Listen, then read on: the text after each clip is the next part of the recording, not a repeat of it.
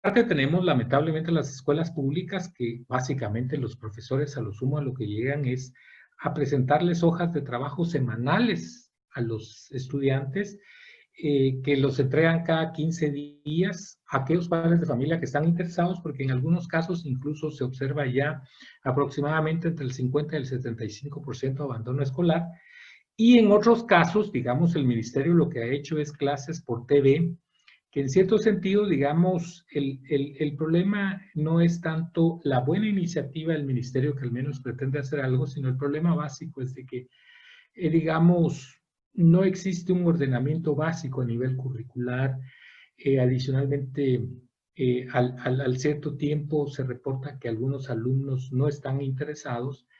Y por otra parte, hay otros profesores que utilizan el WhatsApp y en el mejor de los casos Zoom, ¿verdad?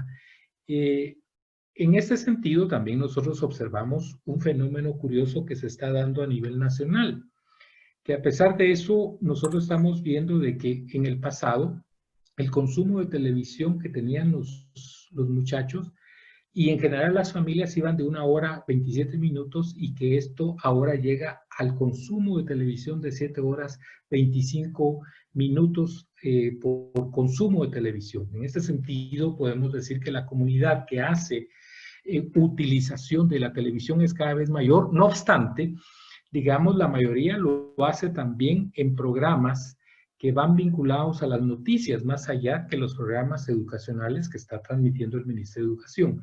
En ese sentido, lo que tenemos es que no tienen tampoco una propuesta curricular o una propuesta educativa sólida que les permita a la comunidad escolar poder tener acceso a esa educación virtual.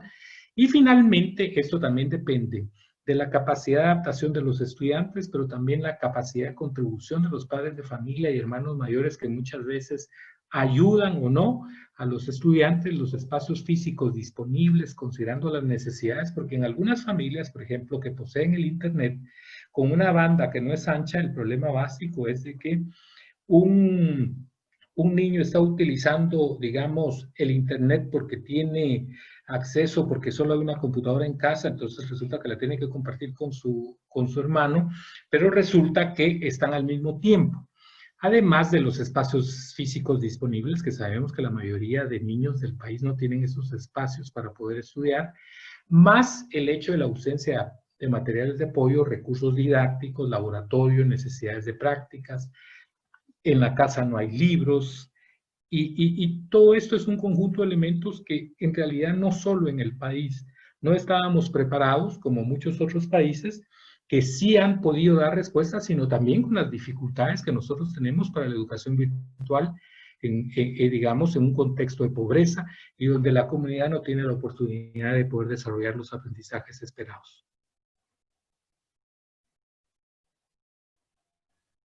Esto de alguna manera, o mejor dicho, esto en muchas maneras baja a muchos de los estudiantes que nosotros conocemos. Existen serias desigualdades en el tema de educación. Para los estudiantes rurales, principalmente para aquellos que se encuentran alejados de las bandas anchas de tecnología, ¿qué representa para su futuro, teniendo en cuenta de que la era digital pues llega, toca las puertas y que eh, las comunidades rurales pues son realmente quienes están más en desventaja? De hecho, yo recuerdo de que hace algún tiempo, ya hace como aproximadamente unos 15 años quizás, tuvimos la oportunidad de estar con el presidente Lagos, el expresidente Lagos de Chile, y él lo que me señalaba es de que debíamos de ser, digamos, como tremendamente selectivos con relación a la política educativa, y que eso lo que significaba era ofrecer precisamente la banda más ancha y todos los recursos disponibles en términos de tecnología a la población más pobre, porque ellos no iban a tener esa posibilidad de vincularse. En Guatemala es al revés, no les hemos dado nada. Y en ese sentido, el problema básico es de que el 60% de la población vive en pobreza en Guatemala. Es decir, lo que estamos hablando no es cualquier cosa. Aquí lo que estamos conversando es de una debacle con relación al COVID y lo que significa el aprendizaje para estos niños y niñas que no tienen banda ancha, ni tienen computadora, ni tienen las posibilidades de aprendizaje, particularmente en el área rural. Pero adicionalmente a esto, es de que el significado que tiene esto de cara a futuro, que va a pasar con aquellos niños y niñas que recién inician su proceso de aprendizaje de la lectoescritura y que generalmente lo único que tienen son 6 años de la primaria, si bien van por los promedios de escolaridad que tiene el país. En ese sentido, el Estado tiene un deber de poder generar las condiciones para ofrecerles a ellos no solo los dispositivos básicos que se requieren, pero también el hecho de poder darles la posibilidad de la conectividad y adicionalmente una propuesta, digamos, educativa decente de manera virtual, porque de lo contrario no vamos a salir. Y además esto ya es una condición básica dentro del proceso de aprendizaje de los niños y niñas. Es esa la dimensión que tenemos. Queremos que los niños efectivamente tengan igualdad de oportunidades, que generen mejores condiciones de desarrollo para el país.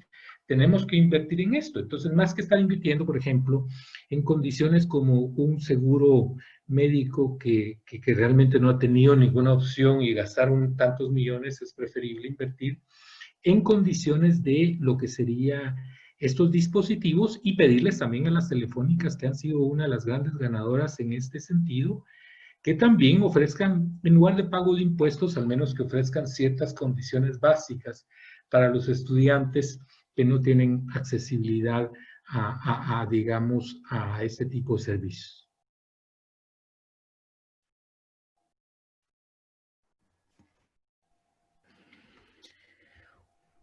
Una de las principales preocupaciones de los padres de familia, eso independientemente del estrato social, es la calidad educativa.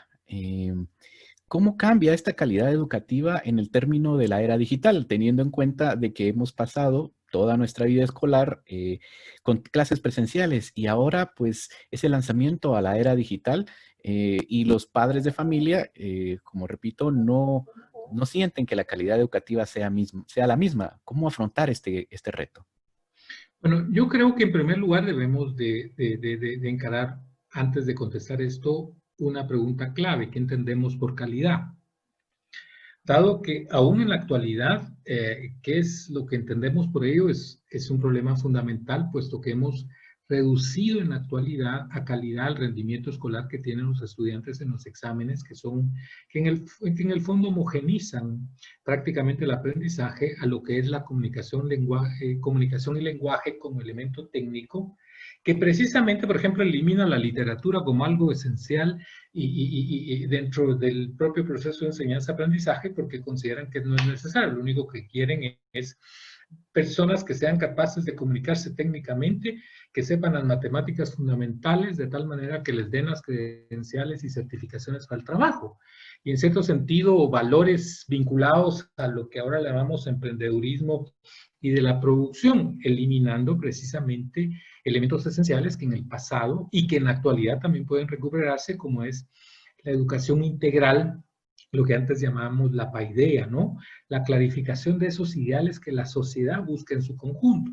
Entonces, en el pasado también se hablaba del dominio de las ciencias naturales, de las ciencias sociales y exactas, y que esto iba vinculado, obviamente, a los procesos de investigación, cómo los estudiantes aprenden a investigar, a generar conocimiento, y también al manejo de contenidos necesariamente que sean extractados también y producto de la ciencia, más que el producto, por ejemplo, de creencias que son falsas.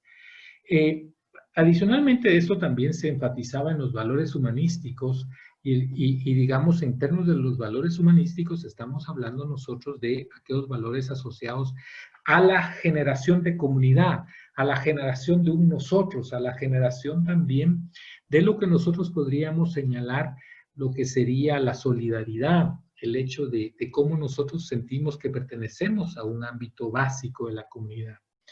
Y adicionalmente eso también a lo que es el desarrollo físico y la salud emocional. que ahora hemos descartado también toda la parte de salud emocional y que en la época del coronavirus y de la pandemia, digamos, una de las quejas constantes que tienen los jóvenes, al menos en las investigaciones que se han realizado, es la ausencia de un tratamiento sobre la vía de la soledad que tienen, de las incertidumbres, de los miedos que tienen. Y esto era parte también digamos, de la formación que se tenía en educación o que se debe tener. Adicionalmente, el desarrollo artístico y la creatividad, todo lo que es la formación para el trabajo, etcétera, etcétera. Y hoy también tenemos otros desafíos de la calidad que no se abordan en nuestro sistema educativo, como son sociedades multiculturales, que vamos a hacer con, digamos, todas las diferencias culturales que tenemos en el país.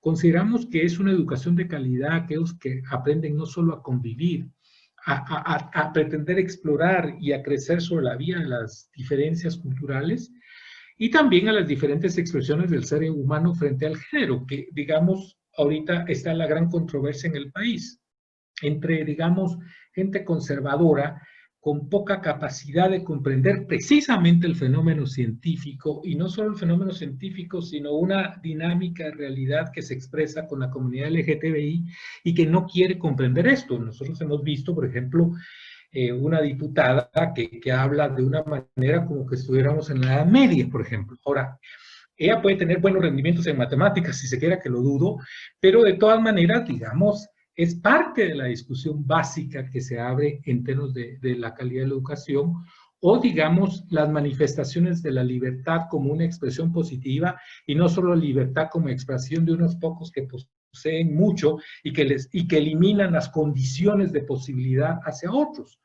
La reinvención de la democracia y el ejercicio ciudadano, que es vital y esencial, y que no se le da, por ejemplo, paso, porque en la actualidad todo el mundo habla de lenguaje y matemáticas, que es lo que evaluamos constantemente y nos comparamos a nivel internacional, pero nadie habla de un elemento esencial como es precisamente la democracia, cómo se construye, cómo nosotros somos capaces también de ser ciudadanos y tener una participación vital. Y lo otro es el sentido público y la reconstrucción del sujeto. Entonces, en ese sentido, cuando estamos hablando de la educación virtual, el problema es que el Estado solo remite al lenguaje y matemáticas y los colegios privados quieren rendir y ser los mejores para graduandos y lo que hacen es ensayar pruebas para salir bien en las pruebas nacionales.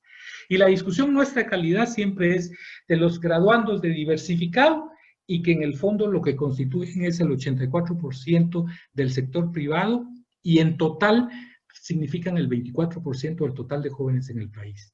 En ese sentido, cuando estamos hablando de calidad y educación virtual, el problema básico es que tenemos que transformar la educación para poder hablar de una efectiva calidad, pero una calidad de la educación donde no solo participen los empresarios por la educación como se ha sucedido, ni siquiera técnicos vinculados bajo una formación muy estrecha, sino se debe de ampliar ese concepto de calidad a sectores más amplios de la sociedad. De lo contrario, yo lo que veo es de que vamos a reducir ese ámbito.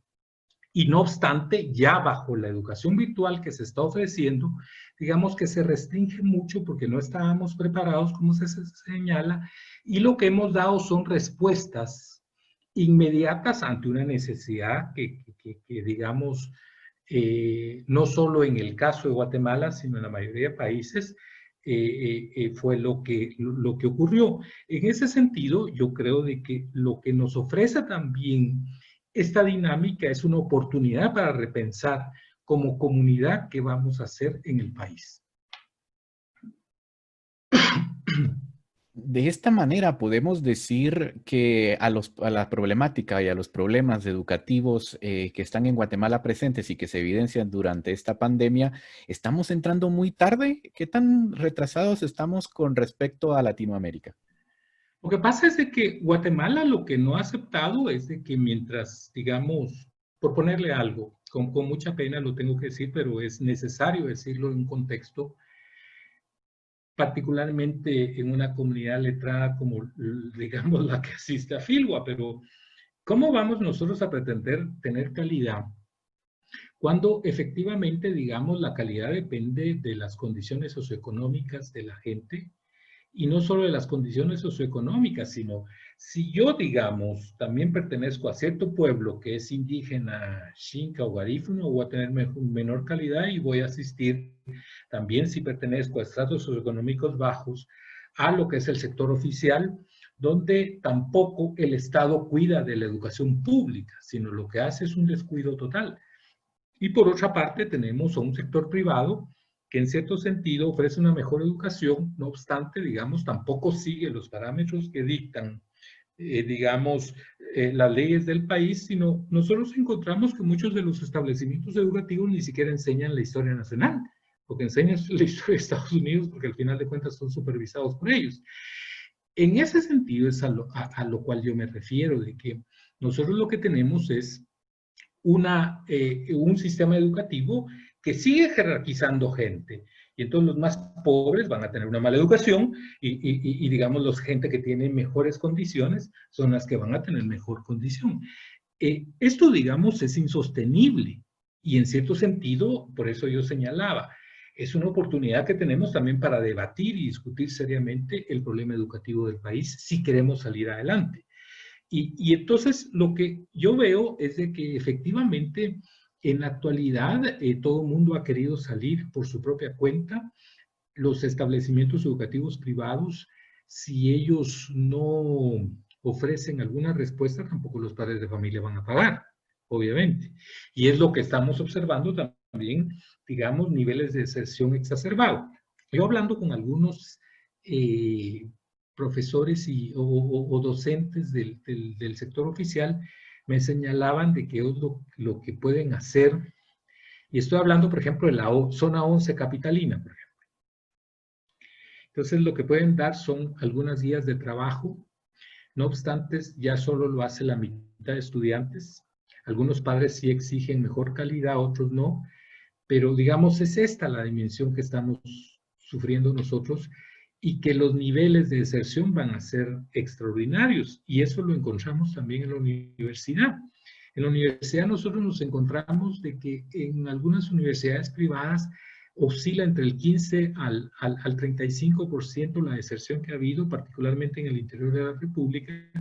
Y en la Universidad Nacional podemos encontrar hasta un 50%, no en la capital, pero sí en el interior de la República.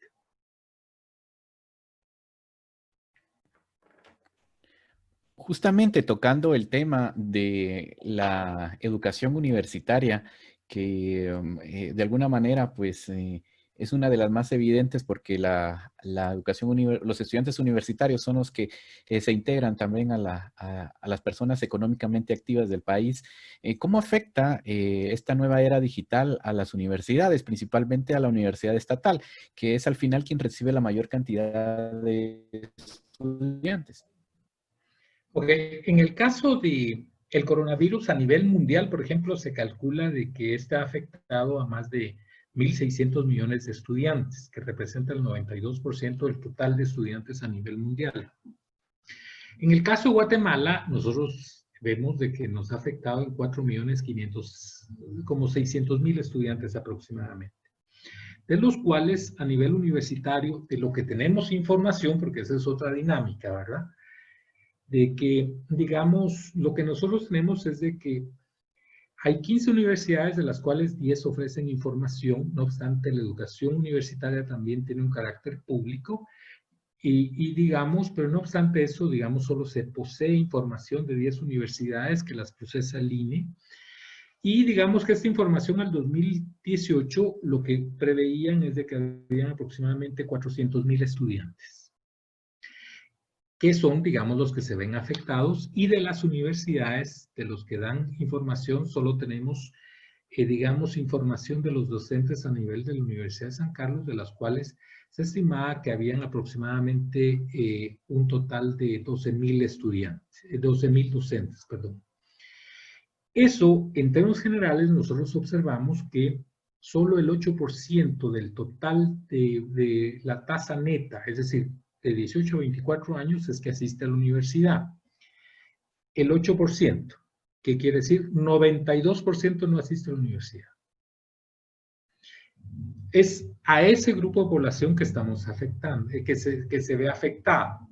De hecho, del total de lo que podríamos decir son universitarios, el 52% son, digamos, de 25 años y más, y el 47% son, digamos, de menores de 25 años.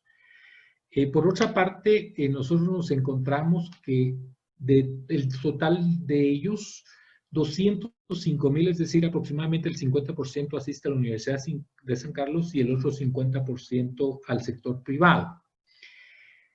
En este sentido, digamos que efectivamente las investigaciones, los que nos dicen cómo afectan el coronavirus a las universidades van desde días de asistencia y suspensión de clases. En este sentido, yo también señalo a los docentes, porque muchos docentes están muy familiarizados con todo el uso de la tecnología y pueden utilizar plataformas. De hecho, por ejemplo, hay universidades que invierten una buena cantidad en plataformas que también tienen un costo y constituyen una inversión para las universidades.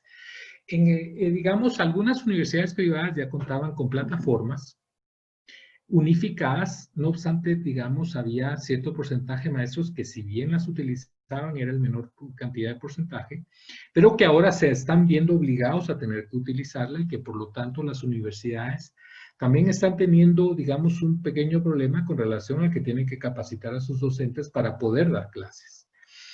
Y en ese sentido, digamos, también encontramos universidades y encontramos, incluso en la propia Universidad Nacional, que esto ha afectado días de asistencia y suspensión de clases. Hemos encontrado, por ejemplo, yo conozco estudiantes que se han quejado porque sus profesores no pueden utilizar ninguna plataforma y lo único que hacen es enviarle tareas a través del Internet, a pesar que ellos, digamos, no tienen un ejercicio efectivo de enseñanza-aprendizaje. Por otra parte, digamos que hay un contraste entre lo que es la educación presencial y la educación online y la educación a distancia, que algunos pretenden dar las mismas clases cuando no es lo mismo.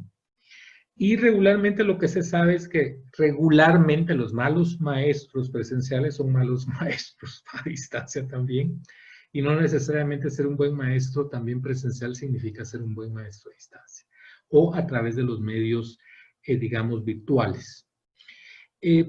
En algunos casos hay alguna gente que pretende desarrollar algunos estudios donde miden incluso las desviaciones estándar con relación a los aprendizajes evaluados y cómo por digamos, la suspensión de clases o malos profesores en términos virtuales afecta al aprendizaje. Y otros incluso se atreven a calcular, por ejemplo, cuánto esto va a significar en términos de la reducción salarial, el desempleo y los niveles de cualificación. Esto es liderado por la Universidad de Harvard fundamentalmente, seguida por la OEI y digamos por algunos actores. En México, en Guatemala yo he visto menos cantidad de personas porque, digamos, los actores de los centros de investigación más conservadores del país tampoco tienen investigadores serios en el tema de educación. Y en ese sentido, digamos que ellos no miden las brechas de rendimiento y su relación con las condiciones socioeconómicas y por lo tanto no se puede ver un estimativo de cómo va a afectar en Guatemala. Sin embargo, hay otras perspectivas con relación a cómo afecta digamos, la pandemia a las universidades. Uno es, que ya lo vamos a ver muy pronto, es cómo va a afectar los graduados del ciclo diversificado y su acceso a la universidad. Debido a que no sabemos cómo va a interactuar todo esto, cómo va a ser y cómo va a afectar, incluso si es que siguen haciendo los propios test de admisión. Las universidades privadas no se pueden mantener sin matrícula y por lo tanto van a aceptar a cualquier estudiante y esto va a tener también un efecto, obviamente, dentro de lo que va a ser el rendimiento de los estudiantes. En ese sentido, la comunidad de universidades va a tener algún tipo de problemas. Por otra parte, también nosotros vemos lo que son las rutinas de socialización, particularmente de los universitarios, quienes también, digamos, toda esta relación de procesos de aprendizajes, particularmente no solo en términos de la socialización, sino también de sus prácticas, laboratorios, tiene un efecto fatal, ¿verdad? Adicionalmente del efecto psicológico que esto genera, no solo en estudiantes, sino en maestros. Por ejemplo, en maestros, alguien me estaba comentando de que un profesor que había ido al psiquiatra debido a todas sus incertidumbres y todo lo que significa, porque curiosamente trabajar virtualmente, cuando no se ha tenido la experiencia, implica a veces doble y triple trabajo, porque hay que generar otras condiciones y otras dinámicas, y digamos ser más preciso con relación a la planificación, pero según él me comentaba, el propio psiquiatra le había dicho que no se sintiera más, puesto que el psiquiatra había aumentado el 50% de sus pacientes que eran precisamente docentes universitarios. Por otra parte, también esto ocurre con los estudiantes que elevan su nivel de ansiedad y depresión, y entonces digamos, las investigaciones que se han hecho en Honduras, la Universidad Pedagógica Nacional Francisco Morazán hizo una investigación muy similar a otras investigaciones que se han hecho en Estados Unidos, donde aproximadamente el 75% de estudiantes revelan que tienen ansiedad. Además de esto, digamos que hay problemas con aquellos estudiantes que iban a obtener becas o que tienen becas y están varados en sus países. ¿Qué pasa con estos estudiantes? De hecho, por ejemplo, yo soy profesor de la Universidad de San Carlos en un programa de posgrado y recuerdo de que había muchos estudiantes varados en Guatemala y que afortunadamente familias les habían dado acceso. Por otra parte, ¿qué pasa con el profesorado que tenía contratos temporales y los despidos que están habiendo de profesores? Hay universidades que me han contado algunos distinguidos académicos que les han pedido que den clases ad honorem, dado que las universidades tienen menos recursos y entonces piden ad honorem cursos. Adicionalmente de, por ejemplo, lo que es cómo va a ser si efectivamente se demanda una continuidad de la educación virtual cuando los profesores no están preparados para hacerlo. Adicionalmente esto, ¿qué va a pasar con la sostenibilidad financiera de las universidades? Lo cual, digamos, también es un problema vital. Y los recortes importantes que va a haber de inversión pública y entonces esto puede afectar también a la Universidad Nacional. En ese sentido, digamos que también hay que ser muy justos porque las universidades no solo se ven afectadas, sino también las universidades han contribuido desde la investigación o dentro de sus posibilidades de producción de tecnología de favorecer las condiciones para mitigar la pandemia. Por ejemplo, han creado respiradores o han generado condiciones mejores, hasta con donaciones hacia la comunidad de médicos, que al final de cuentas son ellos que nos forman. Hay muchos estudiantes que están en sus posgrados o que están terminando su carrera de medicina y que están trabajando en los hospitales. Por otra parte, también han apoyado con digamos, toda la parte de recursos tecnológicos. Los universitarios afrontan esta ausencia, este desligarse del tema de la persona, de la sociabilización, de que ya no existe eso, y que también está muy ligado a la educación de diversificado por ese nuevos ingresos que pueden tener las universidades, pero realmente qué tan preparados o realmente qué tan preparados están para estos nuevos retos. Bienvenido, cuéntanos un poco más acerca de esto.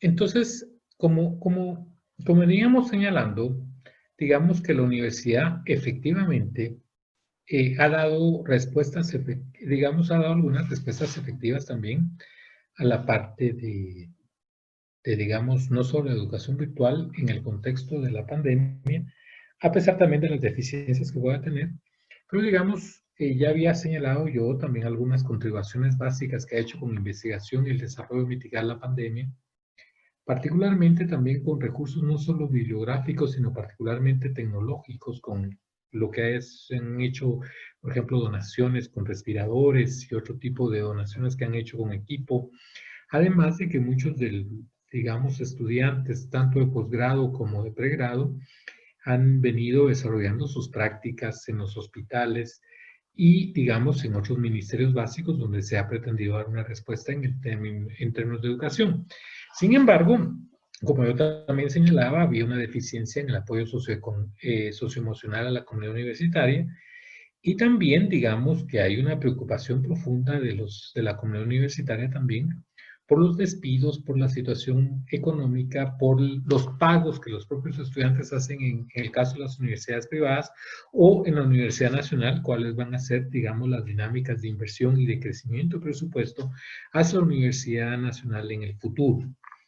En ese sentido, nosotros podemos decir de que, en cierto sentido, las prioridades de las universidades tienen un dilema en términos de los procesos de formación, considerando que, al igual que otros niveles educativos, hay muchos profesores que, digamos, tienen dificultades para vincularse a las dinámicas de los procesos virtuales, a pesar, a pesar de que nosotros nos encontramos con una dinámica donde, digamos, la universidad ya es otra clase o otro nivel socioeconómico que supuestamente tiene mayores recursos, particularmente en las zonas urbanas.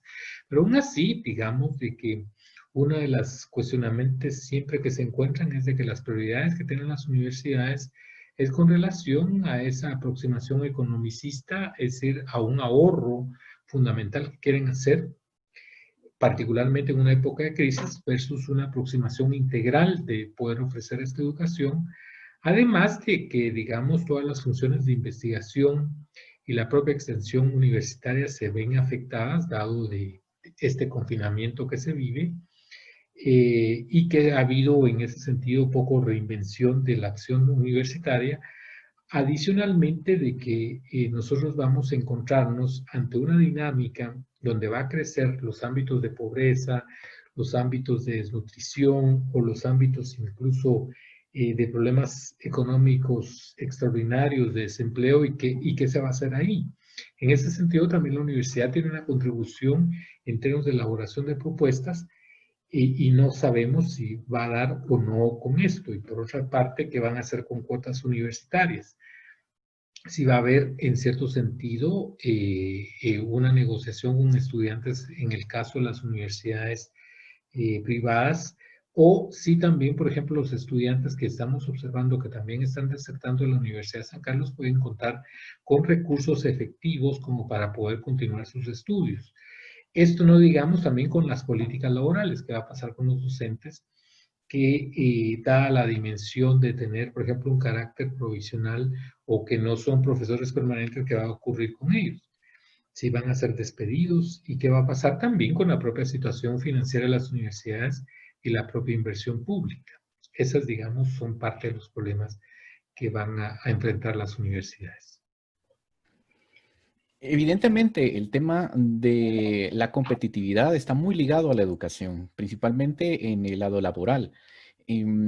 La pandemia, o en este caso, la ausencia física de las escuelas, institutos y colegios, de alguna manera afectará el tema de elección de personal en el trabajo, diciéndolo de una manera muy simple, los que sí asistieron y se graduaron de manera normal y los que se tuvieron que graduar en esta nueva normalidad, a las afectará en el tema de competitividad para la conseguir trabajos. Sí, esto va a afectar definitivamente en el sentido de que,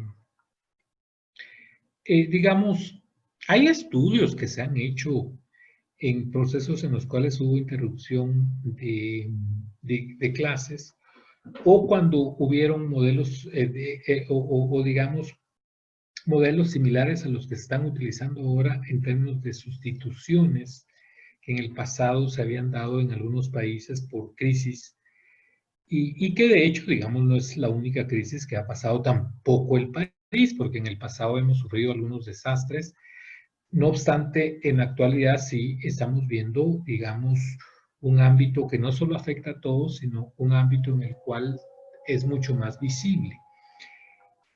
Eh, Esto lo que va a ocasionar definitivamente es que va a afectar digamos, a sectores académicos, pero particularmente en términos de formación, dado que van a retrasar en algunos casos incluso lo que son procesos de tesis, lo que son exámenes, a pesar que están haciendo, por ejemplo, de manera virtual, pero que sobre todo en términos de formación puede tener algunos efectos en carreras que son fundamentales y donde la presencialidad o al menos el contacto humano es esencial.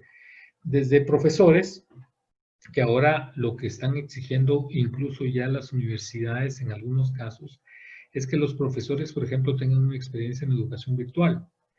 Esto lo que significa ni más ni menos es de que aquellos profesores que no tienen experiencia, por ejemplo, en formación virtual, no van a ser contratados, por poner un caso.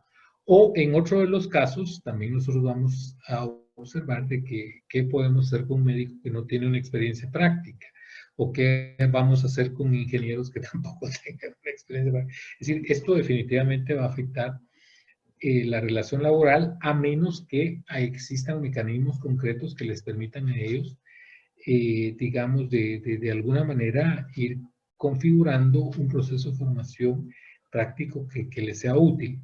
En algunos casos se ha señalado en algunas investigaciones que incluso a nivel salarial, a futuro pueden sufrir incluso en términos de disminución salarial. Y digamos, hay estudios en Argentina, hay estudios en España, hay estudios en Estados Unidos que señalan eso. En Guatemala, en concreto, no hay esos estudios, y también esto también depende bastante del modelo cuán meritocrático es un sistema, o cuán, digamos, es un sistema burocrático tradicional donde las relaciones laborales dependen más bien de amistades en términos de la adquisición de trabajos, que es más bien el caso guatemalteco, que podría ser que no se vea afectado porque al final de cuentas, digamos, aquí el trabajo no se mide tanto en términos de cuán capaz es la persona que está, digamos, aplicando un trabajo, sino más bien cuán amigo es o su familiar le consigo o no el empleo. Digamos, esto podría ser también un caso en las circunstancias de Guatemala. Retomando el tema, y que evidentemente una de las mayores incertidumbres es qué sucederá en el futuro, pero para entender también el futuro hay que tener algunos referentes del pasado.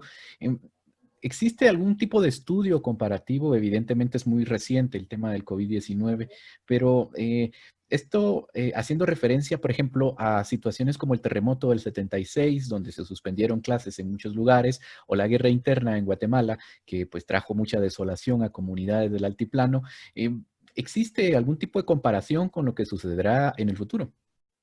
Bueno, lo que nosotros tenemos, por ejemplo, ya son casos específicos de tanto en Guatemala como en otros países. De hecho, como yo les estoy señalando, la mayoría de estudios que se han hecho con relación a elementos, digamos, no tanto de pandemias, pero sí, por ejemplo, desastres naturales o, digamos, crisis debidas a guerras, que efectivamente lo que hacen es suspender digamos, el sistema educacional.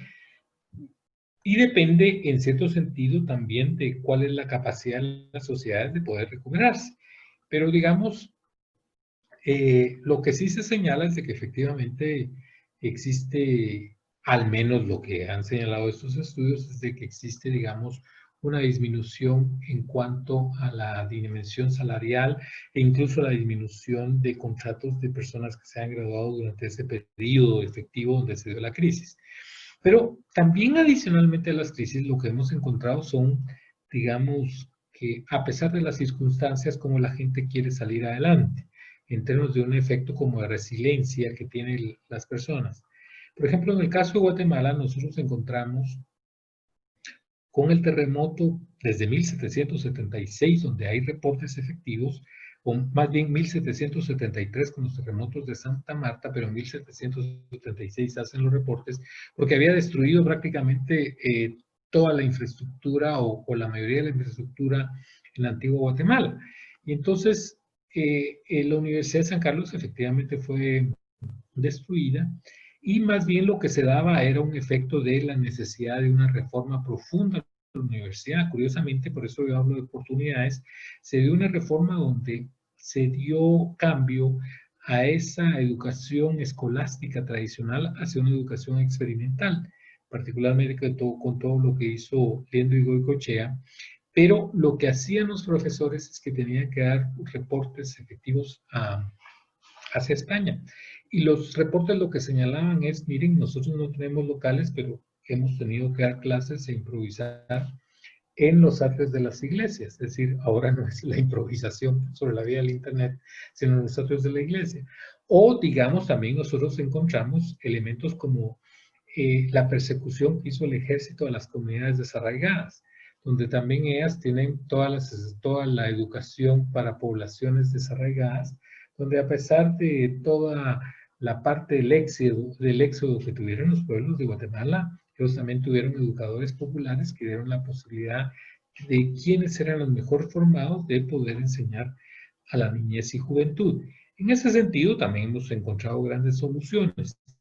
Sin embargo, dada la dimensión que tenemos ahora, más bien es el carácter de cómo ofrecemos la posibilidad tecnológica a la mayoría de la gente que no tiene este acceso tanto a los dispositivos, a la conectividad y elaborando buenas propuestas curriculares como vamos a salir adelante, ¿verdad?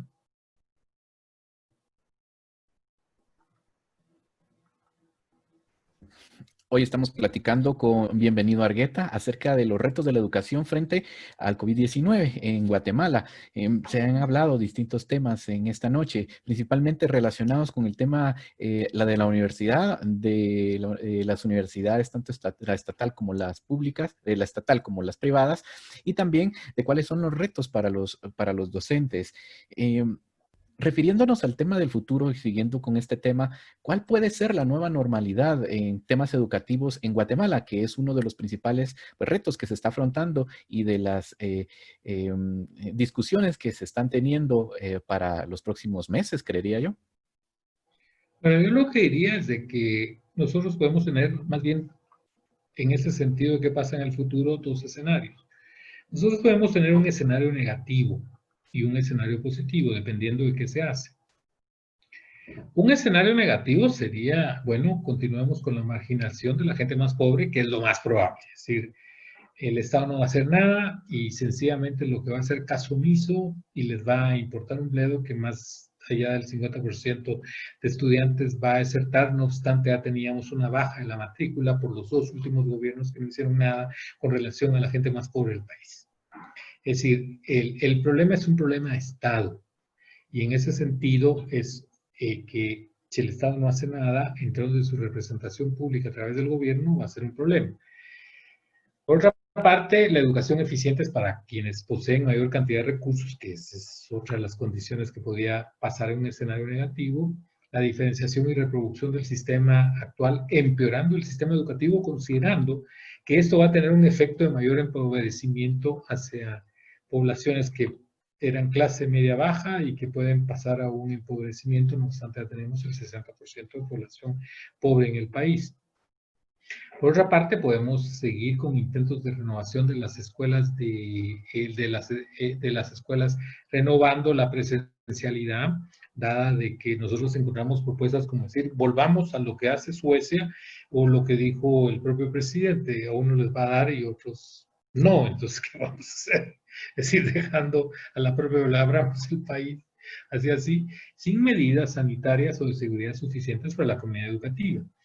Digamos, ese es un escenario muy probable, aunque es negativo. Y yo también puedo generar un escenario positivo que ojalá se diera, pero eso depende de la comunidad, es decir, depende de quienes en el fondo pueden influir en el quehacer público, que son los ciudadanos, manifestando también su opinión o en determinado momento también manifestando o señalando sus opiniones respecto a una transformación educativa capaz de volverle, yo diría, la alegría al aprendizaje, y esto es la reconversión de la educación, que reconoce al niño como niño y al joven como joven. Es decir, lo que hemos hecho en la educación es transformarla en una educación totalmente, no solo aburrida, sino exigente a los estudiantes, donde al final de cuentas los vemos solo como adultos, como lo que van a llegar a ser de trabajadores, no, al contrario, darles la posibilidad de niños que también la educación la ven algo que, en la cual van a aprender, pero también se reconoce la educación como algo fundamental y esencial de acuerdo a las edades que cada uno de ellos tiene. En ese sentido, también se requiere una especialización curricular, que es lo más importante para aprender, que es lo más esencial para aprender. Y en ese sentido, digamos, el problema básico no consiste solo en aprender lenguaje y matemática en términos técnicos, sino fundamentalmente una educación integral, como ya lo habíamos mencionado. Por otra parte, Y algo que quizás al gobierno le convenga también es ofrecer computadoras e internet a todo el mundo, porque al final de cuentas esto podría ser hasta motivo de corrupción en términos de cuánto cuesta una computadora, pero lo importante es de que efectivamente todos los niños del país tengan computadora y acceso universal a las redes de internet. Lo otro es la producción de una oferta educativa, una educativa integral, una oportunidad que tiene, y llamar a los mejores especialistas del país. Si esa es también una oportunidad de reforma auténtica que tenemos, digamos, también ofrecer condiciones, digamos, ¿cómo poder decir? Como condiciones sanitarias viables en un contexto de presencialidad, si se van a abrir las escuelas, pero si nosotros tenemos que más del 70% de las escuelas no tiene, digamos, agua potable para poderse lavar las manos, etcétera, etcétera, es una vergüenza nacional. Y en ese sentido también quiero que ofrecer eso, pero digamos, ese sería un escenario positivo.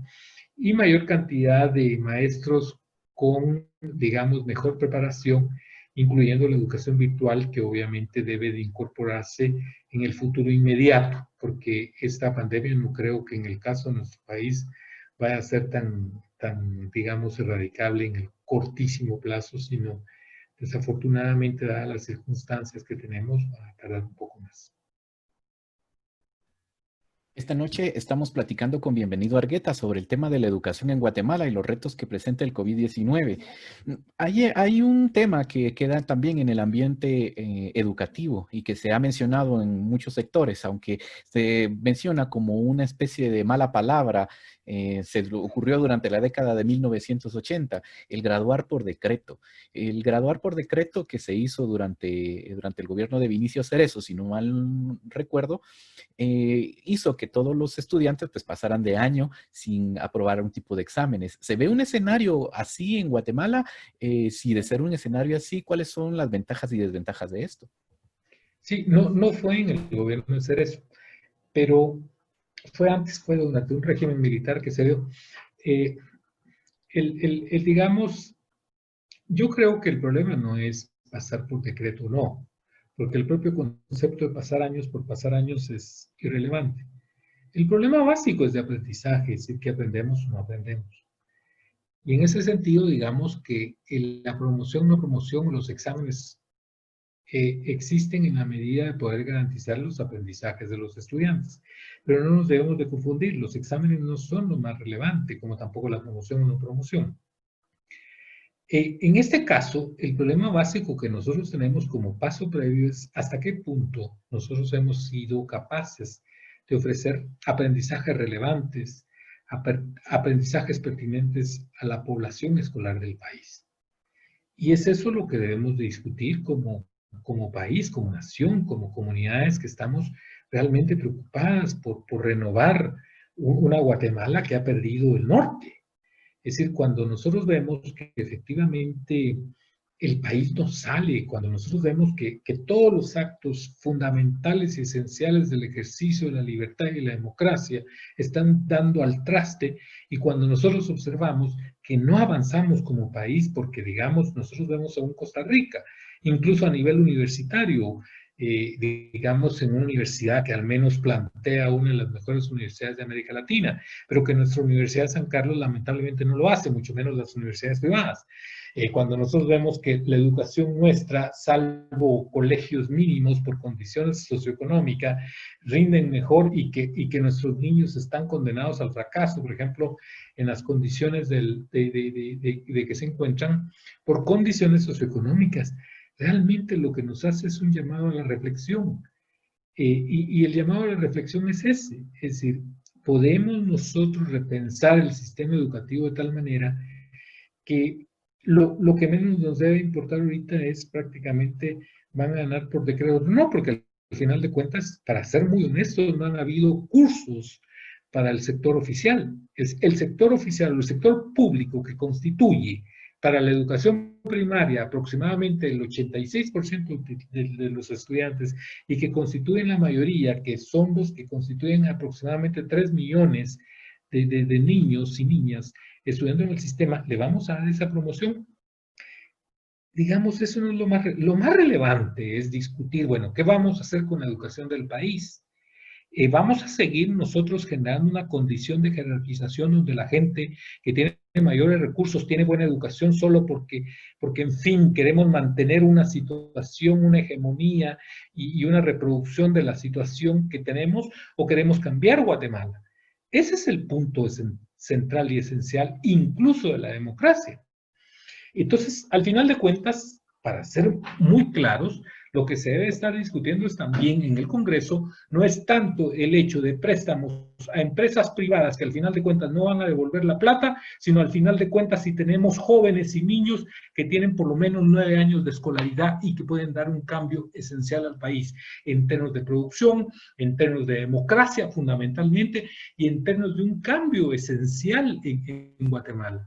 De lo contrario, vamos a continuar como estamos, bajo, digamos, una filgua, que en lugar de ser una filgua donde haya, digamos, se llene, obviamente en la ciudad capital, tengamos lleno el país de compra de libros, de una comunidad que puede leer, de una comunidad que puede constituirse como tal, como una comunidad solidaria, donde todo el mundo puede progresar, porque no solo unos pocos, porque no todos. Y ese es el problema que nosotros tenemos en el país, donde solo los empresarios por la educación pueden opinar, pero no pueden opinar nadie más. Ese es el problema del país. Entonces, yo no me plantearía como problema esencial si van a promover o no, sino qué tipo de educación le estamos proveyendo a la población. Si en la actualidad el ministerio no ha sido ni siquiera capaz de ofrecer educación a todos. Y entonces la UNESCO me viene ahora diciendo, cuando la UNESCO fue la gran UNESCO y cuando Naciones Unidas fue la gran Naciones Unidas, eso lo puede esperar del Banco Mundial, pero no de una organización de Naciones Unidas que dice, van a desertar los muchachos. Si la deserción ya se da, si al final de cuentas, 28% de la población más pobre no va a la escuela. Ese es el problema nuestro. ¿Cómo le vamos a ofrecer educación a la mayoría del país? Tenemos que invertir en la gente, sobre todo en la gente más pobre, como decía Lagos, darle la mejor oportunidad en términos de las mejores computadoras, las mejores accesibilidad. Tenemos que volverle la fe y la alegría a las escuelas en Guatemala para todos. De lo contrario, hemos perdido la razón de ser como país. Estamos platicando con Bienvenido Argueta, un apasionante tema de la educación, principalmente porque sobre la educación se basa todo el desarrollo de un país y que en Guatemala ha sido pues abandonada y que ha sido el privilegio de muchos en múltiples ocasiones. Ya para finalizar, ¿cuál sería el mensaje para los estudiantes, para docentes, para todas las personas involucradas en el tema de educación frente a un problema que es relativamente nuevo, refiriéndonos al COVID-19, pero amarrado a un problema que ya es antiguo, como es la calidad educativa? Y yo diría no solo la calidad, sino cómo vamos a proveer la educación a todos. Yo lo que diría como mensaje final es de que la educación lo que constituye es la esperanza. La educación lo que constituye es cambio. La educación lo que constituye es desarrollo, incluso mayor productividad. Pero que nadie va a generar condiciones de educación por nosotros si nosotros no luchamos por la educación. Obviamente, aquellos quienes amamos los libros y quienes en cierto sentido hemos gozado de universidad, tenemos un compromiso también con el resto. Pero no solo eso, sino también la gente lo sabe, porque al final de cuentas la gente no es ignorante. Yo creo que la gente que no envía a sus hijos a las escuelas es porque no tiene opciones ni oportunidades para hacerlo. Hay alguna gente que señalaba que sencillamente tienen solo una opción, o darles de comer a sus hijos cuando bien pueden, o gastar en sus hijos en educación, y muchas veces no pueden hacer desafortunadamente el gasto en educación. En ese sentido, yo creo que el Estado tiene un compromiso serio y claro, tiene que invertir en educación. Y en ese sentido debemos de saber también nosotros que o nosotros priorizamos qué quieren, educación o quieren represión, en el sentido de que en el último periodo, por ejemplo, el gobierno pasado, se incrementó casi al doble el presupuesto del Ministerio de la Defensa. Hemos invertido en el Ministerio de Gobernación. Pero ¿cuánto hemos invertido en educación? Entonces se dice, miren, el problema puede ser el de los gremios magisteriales. Obviamente, digamos, poca gente quiere a Joviel Acevedo y quizás merecido se lo tiene porque al final de cuentas él apoya a los gobiernos y parece ser también un dirigente más antidemocrático que el otro, pero el problema no es él. Y ni los docentes, porque los docentes al final de cuentas no ganan lo que deberían de ganar. No, el problema básico es cuánto vamos a invertir como Estado y le damos la prioridad a la educación. Es obvio que el presidente actual no le está dando prioridad a la educación. Es obvio que el presidente actual está tratando de sacar un montón de cuestiones que al final de cuentas no sé si nos está mintiendo o no. Pero el problema básico es que como país, ¿qué vamos a hacer? Es obvio que debemos de invertir en educación, es obvio que tenemos que invertir en la gente más pobre si queremos a sacar el país adelante, y que somos en el momento un país inviable en el sentido que de ese 60% de educación, ese 60%, perdón, de la población de una comunidad que al final de cuentas tiene mayor porcentaje de población en pobreza, la única posibilidad de salir adelante es invertir en educación. Debemos de invertir educación, educación y educación. Y ese es mi mensaje. Y si queremos un mensaje de esperanza, debemos de invertir en educación. Hoy estuvimos en el Fondo de Cultura Económica platicando con Bienvenido Argueta en una apasionante charla sobre educación. Uno de los mensajes finales que nos deja es justamente eso, el invertir sobre educación, sobre la calidad educativa y el acceso a las poblaciones vulnerables de esta educación y la apertura a los nuevos temas y a las nuevas tecnologías y de todo lo que nos viene. Muchas gracias, doctor Argueta, para haber platicado sobre este tema en esta oportunidad. Gracias a ustedes y ya saben que estoy a las órdenes y de nuevo saludos al Fondo de Cultura Económica, quienes todos los que somos aficionados a la lectura les debemos mucho a todo el conglomerado también de Filwa y particularmente a la comunidad de lectores.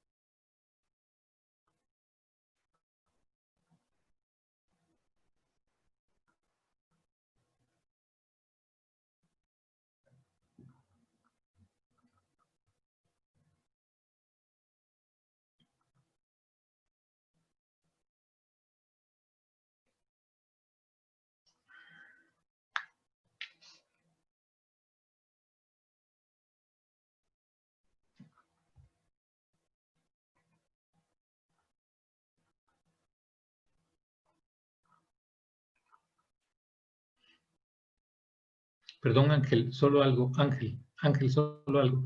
Está tu micrófono en mute. Entonces, si quieres volver a repetir la última parte o resumirla. Sí, muchísimas gracias.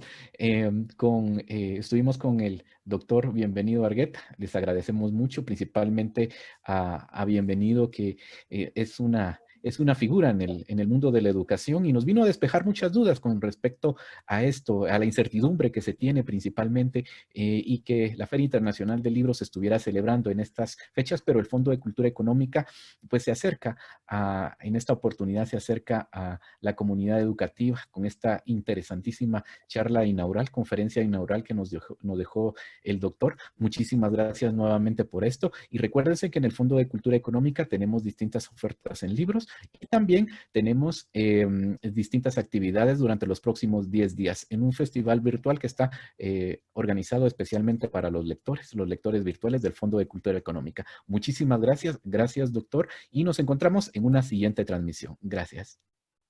Gracias.